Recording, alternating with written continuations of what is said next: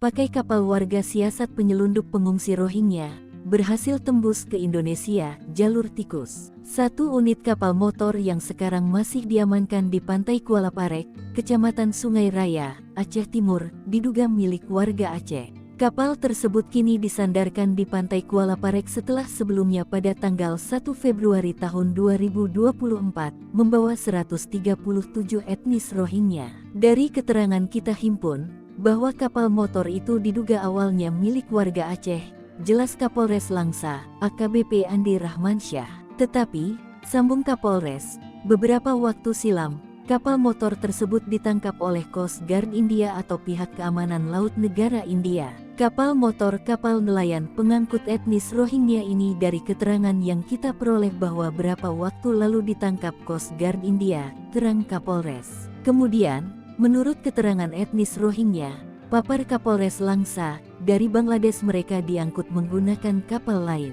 Namun, dalam perjalanan kapal pertama yang membawa seratusan lebih Rohingya itu mengalami kerusakan di laut, sehingga pihak agen dan nahkoda menukar kapal motor lain yang kemudian dipakai untuk masuk ke Indonesia tanpa izin. Memang informasi kita dapat bahwa kapal motor ini milik warga Aceh, tapi kapal itu ditangkap di India, bukan lagi yang membawa orang Aceh, tutupnya. Kabur dari negaranya di Myanmar, etnis Rohingya menyeberang melalui jalur tidak resmi atau via jalur tikus ke negara tetangganya Bangladesh.